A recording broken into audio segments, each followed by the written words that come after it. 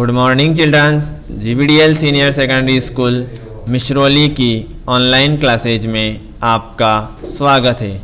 आज हम पढ़ेंगे हिंदी मीडियम कक्षा इंग्लिश मीडियम कक्षा 4 की मैथमेटिक्स बुक का चैप्टर 9 चांद की सैर, जिसमें हमने कुछ पार्ट इस पार्ट का पढ़ लिया था। उसके बाद आज का हमारा अगला पार्ट 2 रहेगा, जिसमें हम पढ़ रहे थे कि जब वो 3 यात्री अंतरिक्ष में पहुँचे तो वहाँ पर उनके द्वारा देखा उन्होंने कि अंतरिक्ष यान का जो है एक छोटा सा हिस्सा जो है बड़े भाग से अलग होने लगा था। इस छोटे हिस्से में 2 यात्री थे।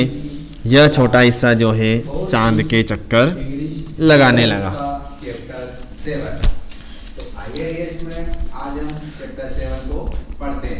तो यह छोटा सा हिस्सा चांद के चक्कर लगा रहा था, तो अंतरिक्ष यान का दरवाज़ा खुला। आर्मस्ट्रॉन्ग जो व्यक्ति था, आर्मस्ट्रॉन्ग नाम का, जो सबसे पहले पृथ्वी पर जिसने कदम रखा था, नील आर्मस्ट्रॉन्ग इसका पूरा नाम है। इसने अपना पाँव जो है चांद पर रखा। तब उसने कहा कदम रखते ही कि यह मनुष्य का सबसे छोटा कदम है। क्या है? यह मनुष्य का सबसे छोटा कदम है और मानव जाति की सबसे बड़ी सफलता कायम करने के लिए हमने पहला कदम यहाँ रखा है। तभी क्या हुआ, सारा संसार जो है खुशी से झूमने लगा।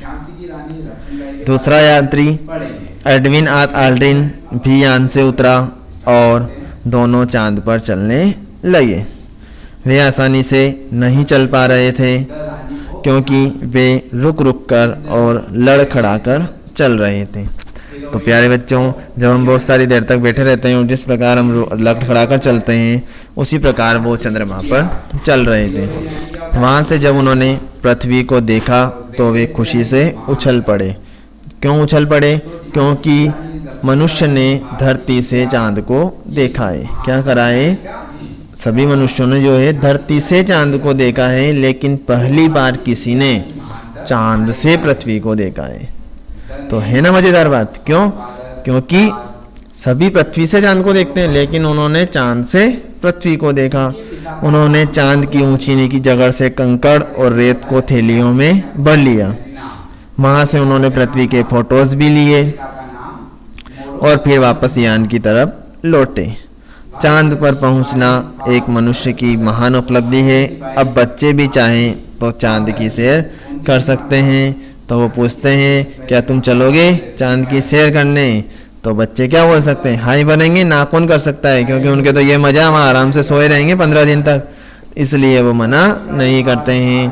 तो इस पाठ के अंदर हमने चांद पर होने वाली गतिविधियों का अध्ययन किया। अब देखते हैं हम इस पाठ के कुछ शब्दार्थ। शब्दार्थ दिए हुए हैं: आकृति, बनावट, उत्सुकता, जानने की इच्छा, स्वयं, खुद, शक्तिदायक, बल देने वाली, खुशी से झूम उठना, बहुत खुश होना, ज्वालामुखी। वे पर्वत जिनसे आग निकलती है वे क्या कहलाते हैं? ज्वालामुखी कहलाते हैं। गुरुत्वाकर्षण शक्ति, धरती को अपनी ओर खींचने वाली शक्ति। उसके बाद आता है आओ अभ्यास करें। मौखिक प्रश्न। तो मौखिक प्रश्न में हमारे दिया हुआ है उच्चारण। चुंबकीय, क्या दिया हुआ है? चुंबकीय।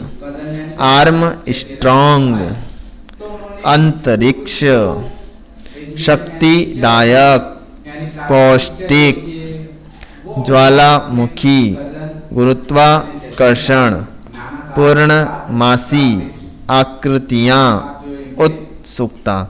तो प्यारे बच्चों, कुछ कठिन शब्द जो थे वह कठिन शब्द हमने इसमें पढ़कर कोशिश करी है। अगला है सोच समझकर बताइए। तो बच्चों, हमने पहला प्रश्न हमारे दिया हुआ है, चांद पृथ्वी से कितना दूर है? चांद पृथ्वी से कितना दूर है? तो बच्चों हमने पढ़ा था चांद पृथ्वी से 2 लाख मील दूर है। कितना दूर है? 2 लाख मील। तो आंसर लिखना है 2 लाख मील। बच्चों को दादाजी ने कौन सी पुस्तक दी? तो बच्चों को दादाजी ने, आपको प्रश्न में से लिखना है ये लाइन, बच्चों को दादाजी ने चांद की सैर, क्या लिखोगे? चांद की सैर पुस्तक दी। कौन सी पुस्तक दी? चांद की सैर पुस्तक दी। उसके पश्चात अगला प्रश्न है, अंतरिक्ष में यात्री क्या खाते हैं? तो आपका आंसर होना चाहिए अंतरिक्ष में यात्री शक्तिदायक, क्या लिखोगे? शक्तिदायक पौष्टिक गोलियां, क्या करते हैं? शक्तिदायक पौष्टिक गोलियां खाते हैं। अगला प्रश्न, चांद की जमीन पर पहला कदम किसने रखा? तो अब प्रश्न में से लिखोगे चांद की जमीन पर पहला कदम नील आर्म स्ट्रॉन्ग। प्यारे बच्चों, अगर आपको कठिन वर्ड पढ़े तो आप पीछे चैप्टर में से भी देख सकते हो वर्ड को। नील आर्म स्ट्रॉन्ग। आगे लिखित प्रश्न में आपको पहला दिया हुआ है, सही विकल्प पर सही का तथा गलत विकल्प पर गलत का चिन्ह लगाना है। तो इसमें आपको सही विकल्प भरना है। क्या करना है? सही विकल्प भरना है। पहला प्रश्न दिया हुआ है, हम अंतरिक्ष यान में तैरते क्यों हैं? हवा बहुत होने के कारण, गड्ढे बहुत होने के कारण, चुंबकीय शक्ति न होने के कारण। तो हवा तो वहाँ पर है ही नहीं, लेकिन चुंबकीय शक्ति नहीं होने के कारण हम वहाँ तैरते हैं। तो आंसर आएगा चुंबकीय शक्ति नहीं होने के कारण। दिन रात लगातार चलने पर चांद पर पहुंचने में व्यक्ति को लगभग कितना समय लगेगा? 200 वर्ष, 219 वर्ष और 239 वर्ष। तो कितना समय लगेगा? 219 वर्ष। प्यारे बच्चों, 219 वर्ष व्यक्ति जीवित नहीं रहता है। चांद किसके प्रकाश से चमकता है? ऑप्शन है अपने प्रकाश से, तारों के प्रकाश से और सूर्य के प्रकाश से। तो मैंने आपको बताया था कि चांद हमेशा खुद की रोशनी से नहीं चमकता है। पाठ के अंदर पढ़ा था, वह सूर्य के प्रकाश से चमकता है। किससे चमकता है? सूर्य के प्रकाश से। उसके बाद अगला है हमारे रिक्त स्थान की पूर्ति करना है, जिसमें हमारे कुछ वर्डों को भरना है। पहला, हमारी चांद से 80 गुना बड़ी है। तो क्या है? हमारी पृथ्वी। क्या आएगा? हमारी पृथ्वी। अगर बच्चों आप पाठ को ध्यान से पढ़ोगे तो आपको आंसर लिखने में कोई प्रॉब्लम नहीं होती है। चांद पर शक्ति बहुत कम है। कौन सी शक्ति? गुरुत्वाकर्षण शक्ति। यान का दरवाजा खुला। कौन से यान का दरवाजा खुला था? अंतरिक्ष यान का दरवाजा खुला।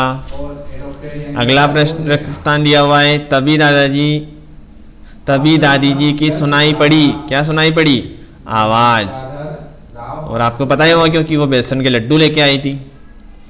पूजा और रोहन को चांद में अलग अलग नजर आ रही थी। क्या नजर आ रही थी? आकृतियाँ।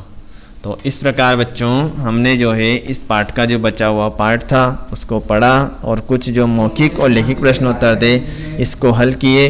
बाकी के जो प्रश्नोत्तर है वह अपन नेक्स्ट वीडियो में पढ़ेंगे। आज के लिए यहीं तक, धन्यवाद। यह जो पाठ है आपको समझना है और जो मौखिक प्रश्न है इनको हल करके और अपनी कॉपी में होमवर्क चेक करवाना है। धन्यवाद।